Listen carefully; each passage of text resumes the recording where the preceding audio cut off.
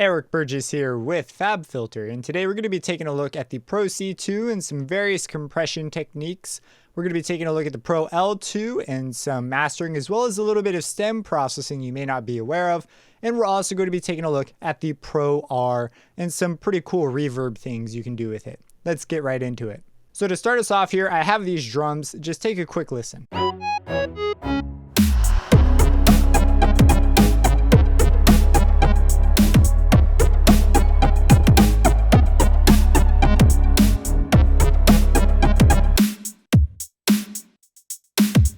All right, so you've heard them in context. Now let's go ahead and break down what I'm doing here. So I've got the drums over here, pretty simple drum setup, and they're coming into a bus just so I can sort of push them all together. A great way to do this is to use parallel compression.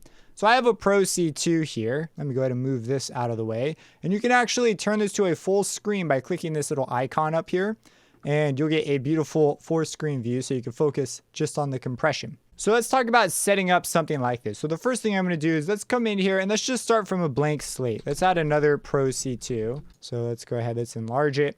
All right, so first order of business, let's come in here and you can turn, so there's a bunch of like windows that if you don't know about, there's a side window that shows the knee, and as soon as you're done with it, you can tuck it away.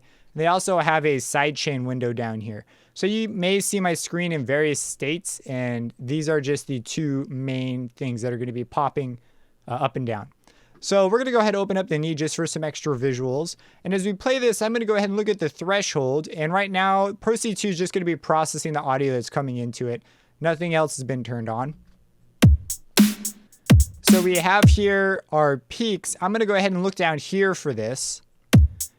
And so we're passing them right here, but I really want to crunch it. So I'm going to go ahead and really just sort of push the threshold down a ways so that we are quite a ways into the peaks.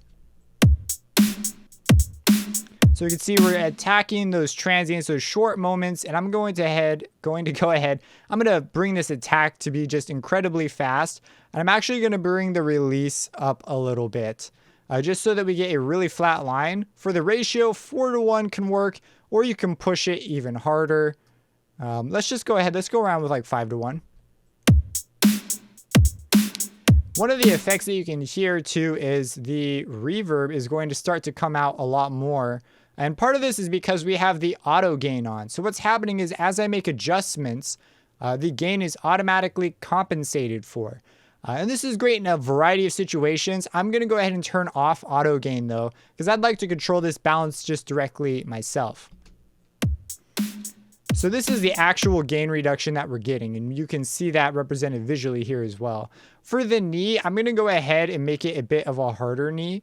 So we're just going to, other way, we're just going to sort of, I'll make it a little bit sharper here. I'd like it to just really cut down anything past this and leave the rest of it pretty much alone. All right, wonderful. Now we have some different options here. You can go for clean, we can go for classic. And for this, let's go ahead, let's leave auto on because it makes it a lot easier to compare these things. So let's go ahead, let's check out clean.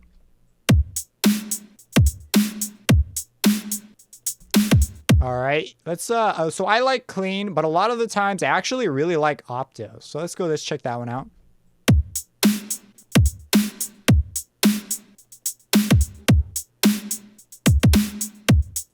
All right, so I'm going to run with opto on this one. If you listen to the snare, the tail of it just pops out a little bit more on this one. If I go back to clean versus opto, the end of the snare verb, there is a gate on the snare, and that's what's causing it to just sort of chop right there.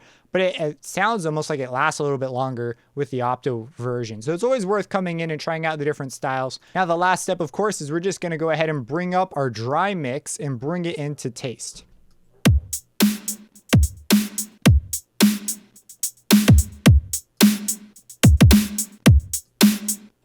Now this is the part where I often like to turn auto gain off.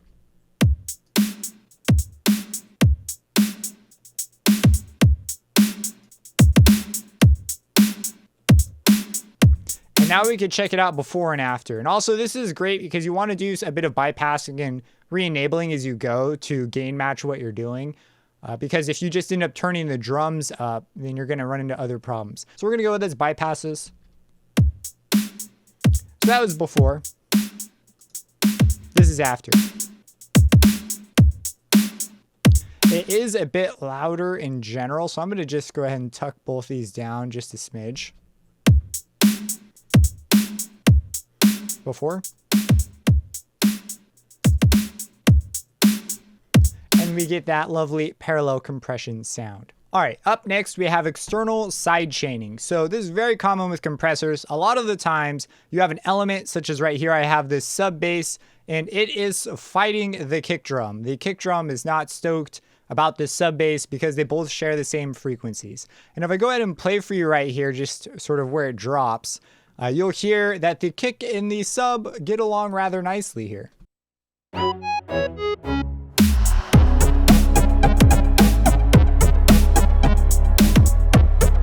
It has no issues going on, and it's also very transparent. There's no obvious pumping going on that's typically associated with this. So I'm going to show you how to first get that pumping sound if you want it and how to set this up. So I've got the kick drum coming into here, and the way you do that in FL Studio is you come into the cog, go to the processing tab, and there's a stereo sidechain, and I've selected the kick. So the kick is coming in and seeing this and running through this processor. Now that's going to trigger this here sidechain section down here.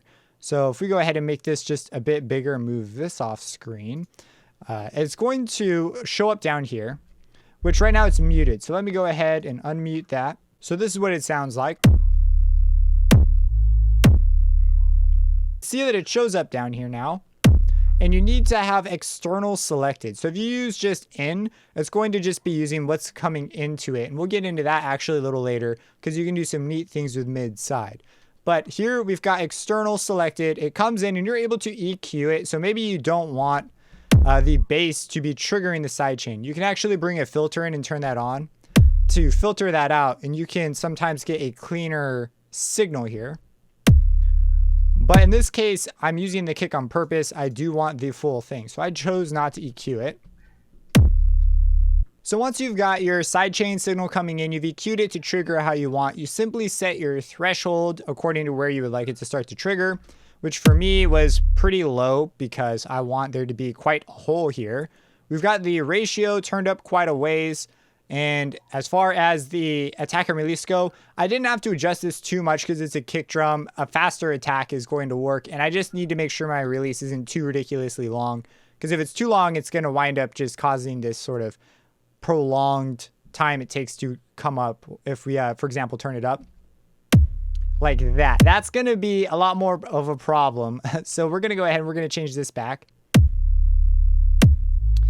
And that's all you got to do. Now here, I've noticed that in some situations, the monitoring for the style is really going to have an impact. So in this case, if I go from punch to pumping,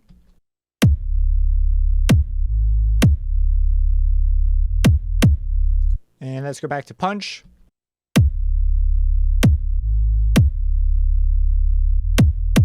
And let's go over to opto.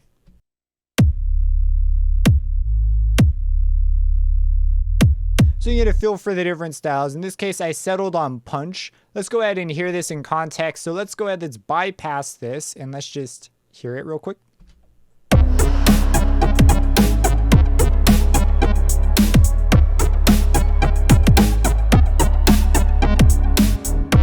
Now let's go ahead and unbypass it and hear it wet.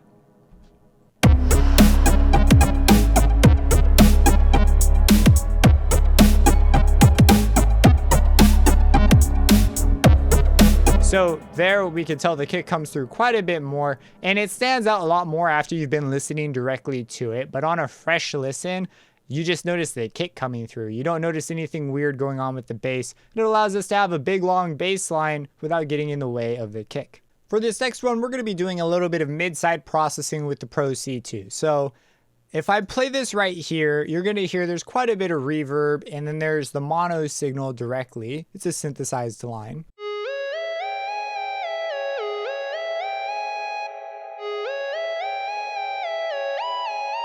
And it's always interesting to see what can you do with the difference in the side information here. We're going to go ahead and attack this with the Pro C2.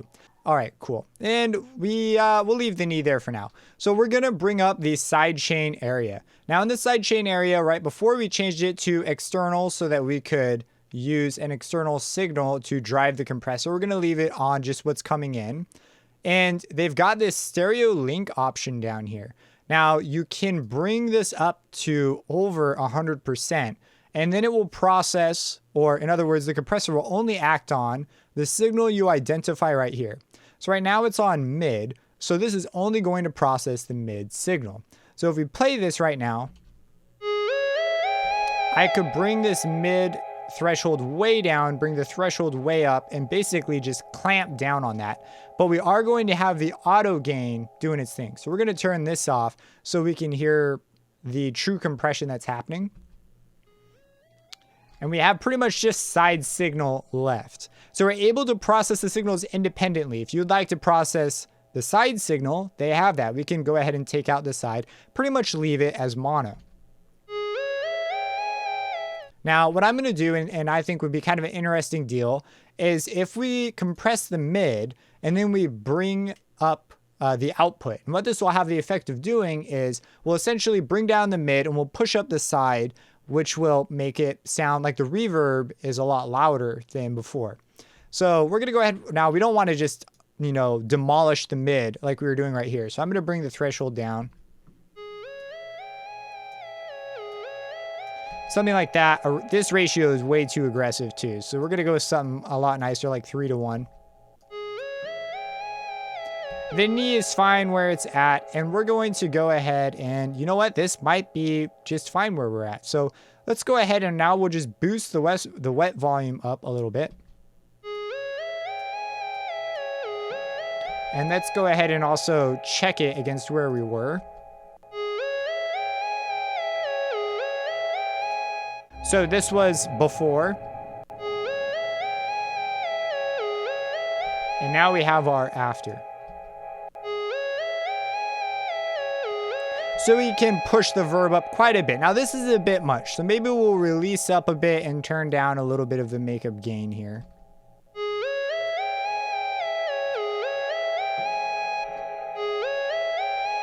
And that's a neat way to very quickly and easily do some mid-side processing. All right, up next, we're gonna look at the Pro L2, and this is a master limiter. So just like the previous plugins, this also has a full screen mode, which is really nice. And when we were talking about master limiting, you need to go and look up for the target service you're looking for what their loudness target is. So is it -14? Is it -12? And so different services are going to have different amounts. Like there's Spotify, iTunes, YouTube. A general good rule of thumb for a lot of internet-based stuff is -14. That's just, you're going to be a bit safer there. If you go over this target, your stuff's going to get turned down, and we don't want streaming services and things touching our audio. We want as little manipulation as possible. So you're going to want to go and find that out. I'm going to be mixing to -14. And you're going to need the integrated loudness of your track. So what you do for that is you go to the beginning of your track, and in the Pro L2, you may have noticed that there is a reset button. So when you reset it, it's going to reset because as soon as you give it something, it's going to start calculating this. And so we're going to reset this. Well, with the reverb makes that a bit challenging, doesn't it? And what we're going to do is we're going to let it play from the beginning to the end. And the value that comes out down here is going to be the integrated loudness for your track. That's going to be the number you're going to want to compare with your loudness targets. There's some other stuff too, like loudness range and a bunch of other goodies that you could get into. But this is going to be the number that you're really going to want to pay attention to. So once you have that figured out, you're going to want to apply the amount of gain that's going to get you to that loudness target. So I'm going to go ahead and already set mine up for what I know works for me. And of course, I have softer parts that are going to be much lower, but when we go through all the loud parts and it looks at the entire thing, it's going to be able to tell you, if this works or doesn't work. The next thing you're going to want to look for is the dB true peak. They generally have a limited level that you want to hit. And so in here, what we're going to do is we're going to come out to dB true peak. You can see it down here. and you can set that value. So I'm going to go ahead and set that at -2 dB true peak. Because last time I checked, that was YouTube's setting. It might be different for your service. So again, you're going to need to go and you're going to need to look up what the service you use and what you're going to be providing the audio for. What is their peaking rule there? So once you have this set up and you've got your loudness set up, then you really want to set your gain here. So once you've got all that figured out, you can come in here and you can begin to set up things like attack and release, how you want the channel linking to be treated, look ahead. And if you're doing your final render out, it's usually a good idea. If this is your final render, you can experiment with dither. Usually your DAW will have some sort of dither provided at the render. So just be aware of that. Don't dither twice, just do it once. Another consideration is the oversampling. You generally want to turn this on as on the final master. Maybe while you're working, you work at ×4, ×8, but at the end, you can pump it all the way up to 32 and just let it render out. Up next, we've got style. And down here, you've got a bunch of different options. I generally stay on modern. If I'm slapping the Pro L2 on something else, like a drum bus or some really percussive thing, I find that I really like punchy, and they also have aggressive. These are my two favorite for percussive tracks. And then the others you can always experiment with. They've actually got one specifically for bus processing, which is really cool. So just to show you what it sounded like before and after, I'm going to go ahead and just play it right here. I don't have the integrated measurement. I've already gone through and done this, so I'm not worried about what the readouts it gives. But this is going to skyrocket because it's going to see a lot more loud stuff very quickly. And just give it a listen before and after. So here it is with it bypassed.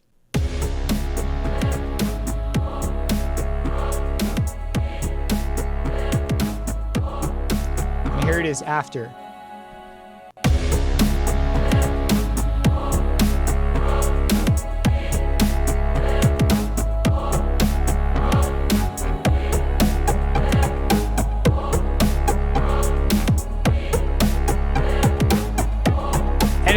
It will continue to climb as it goes, and it will eventually just settle right on my target. But there's just a little bit of a before and after, and a lot of the thinking that goes behind setting these values and why you would put them at what they are. A lot of it's just researching and being smart about the research that you do. All right, up next is stem mastering. So stem mastering is when you bounce your stems as if they had been mastered, as if the entire master had dictated the limiting on the stems.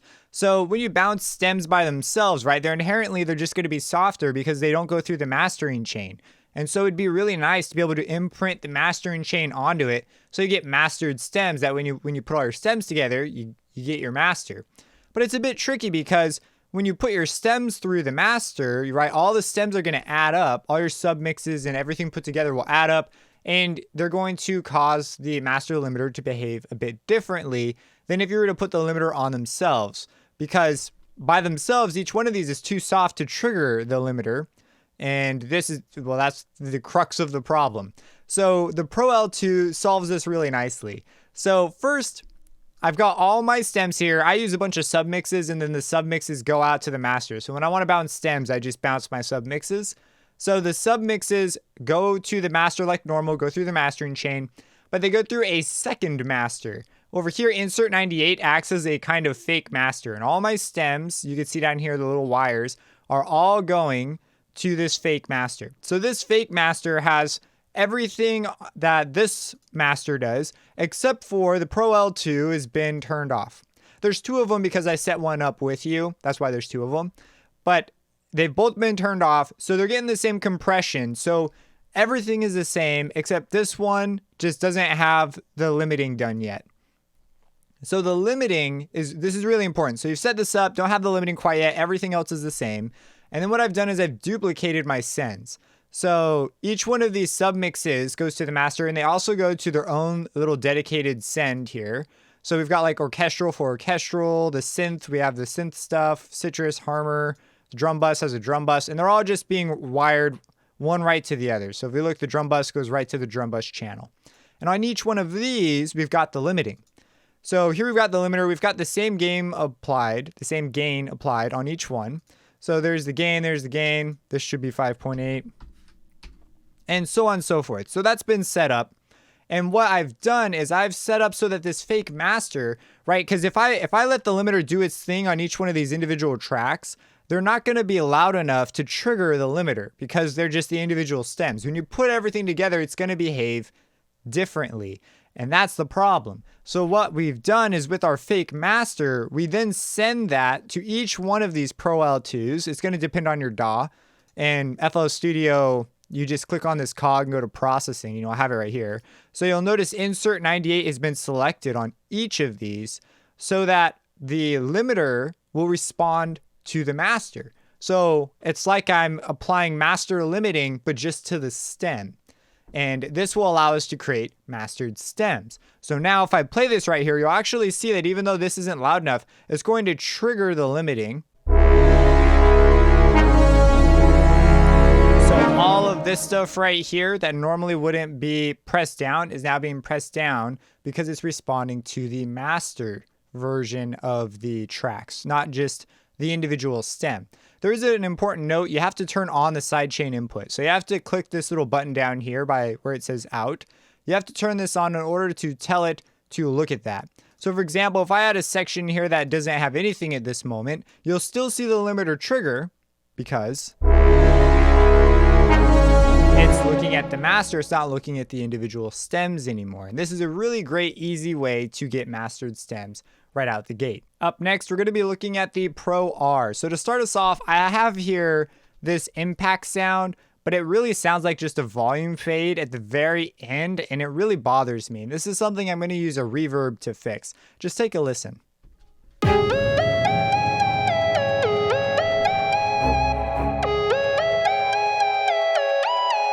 You see how it just kind of disappears? Like, where'd it go? So we're going to add a reverb in order to fix this. So first, we're going to go ahead and find out what track it's on. It's on track 12. Let's go to that track. I've already got a Pro R here because I've already mixed this. But let's go ahead and let's just delete it and start from scratch. So let's load ourselves up a Pro R. And Pro R, like all the others, has a full screen mode, which is wonderful. First, let's make sure we've soloed the track so we can just hear the problem. All right, so there's a couple really cool things here. The first thing is we've got a decay rate EQ and a post EQ. Because I'm going to be using this directly on the channel, I'm going to go ahead and just set this to basically, we'll just get rid of this and we'll move this up. So I don't want to do any sort of EQing to the sound. If this was 100% mixed, you could treat this as a way to EQ your verb really quickly. I'm going to go ahead and turn the mix down to say around 50%. We have this blue EQ. This one has to do with the decay rate, and we'll take a closer look at this in a second. But what we're really concerned with for this particular case is the space knob. So the space knob has these little shapes next to them that denote rooms. So as you move the space knob up, it's actually going to change the room that it's simulating. And as you go higher and higher and higher, right, you get to bigger rooms. That's also why you have a second decay rate. This one will scale it. So if you have a particular room size that you like, and you like how the space knob sounds at that particular point, you can mess around with the decay still without having to resort to going to a smaller room size and potentially changing the algorithm. So we're going to go ahead and bump this way up to like 11. For the decay rate EQ, I'm going to go ahead and bring up this high end, give it a little bit of a boost right here, meaning these frequencies will ring out for longer than ones that are per se cut down here. So if we just go ahead and give this a listen now.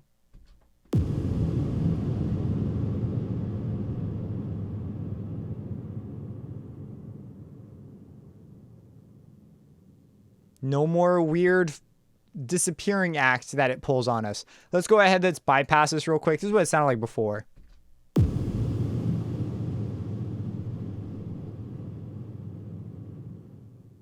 You see that? Did you see how unnatural that sounds? And there's also some weird stuff that goes on right there. So the Pro R just took care of all of that super easily.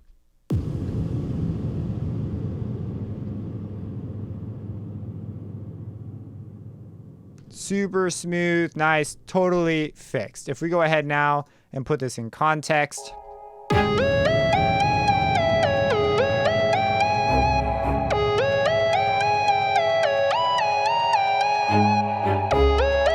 Wonderful, exactly what I wanted. Let's take a look at some other examples. This next example is a short piano performance. Let's go ahead and just take a listen, and let's bypass this and get a vibe for what's going on.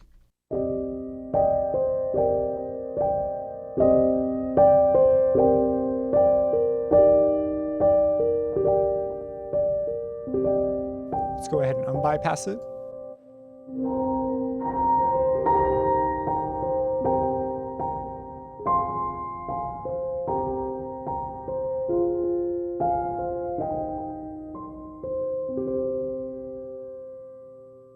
All right, so it's really nice, just short little piano part.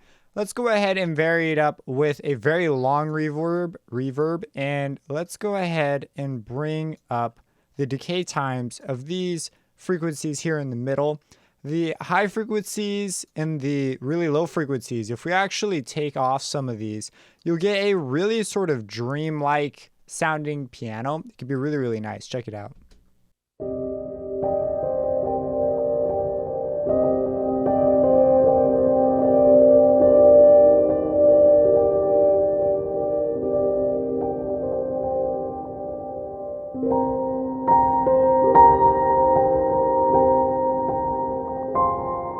So we've got a bunch of character knobs here at the top. Let's go ahead and check out a much shorter piano, perhaps not so dreamlike sounding, and bring it more into the realm of what a piano might sound like more in a room.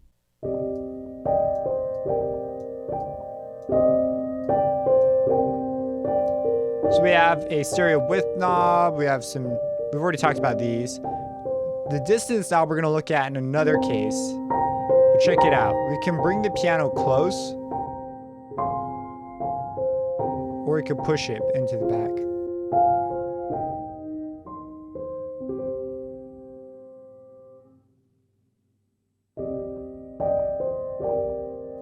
And this can work all kinds of wonders with vocals, this distance knob. If you have a bright vocal that's sitting too far forward, or if you have something that you want it to still sound dry, you can dial in a really close setting and push it back a little bit using the distance knob. And it oftentimes will just smooth it right into the mix and put it right in place, as opposed to having this really oddly dry sound sitting really forward in the mix, because it just doesn't make sense acoustically with whatever else is going on. In this example, we've got a lot more percussion happening. And we're going to go ahead and go after this clap sound. So we're going to go ahead and put a Pro R on this. And let's just dial in and let's get a closer sounding thing. And let's go ahead and bring the mix down to, say, 50%-ish. And let's just hear this first.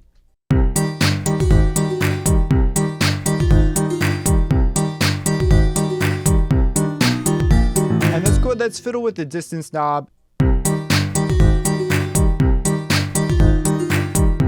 Now let's try and move it too far.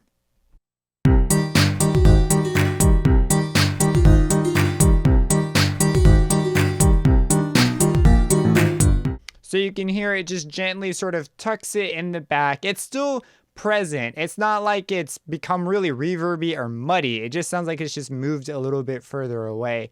And that's one of my favorite things about this reverb. It's how easy it is to get that effect. Now, as you increase the reverb time, this tends to have less of an impact that I've noticed, because you just have so much ringing out time. It tends to just make things sound further away anyways because of how long they're ringing out. If we go for a much tighter time, this is where I think the distance knob can really shine. So another thing we can do with this is we can alter it. So let's keep a shorter time like this. Everything else is pretty much okay. Let's go ahead and let's boost this high end here and let these frequencies ring out for longer.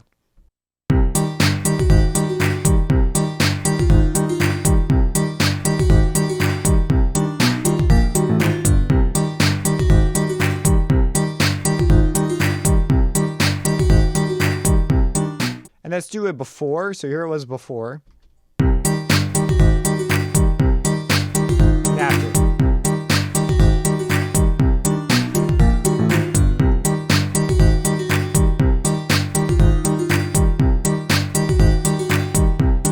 Bring the mix down down a bit, get it to meld a little bit better. So we've talked about the Pro C2, the Pro L2, and the Pro R. And you've learned a bunch of different things you can do with them, various techniques and neat things you can start applying in your productions right away. Thanks for watching.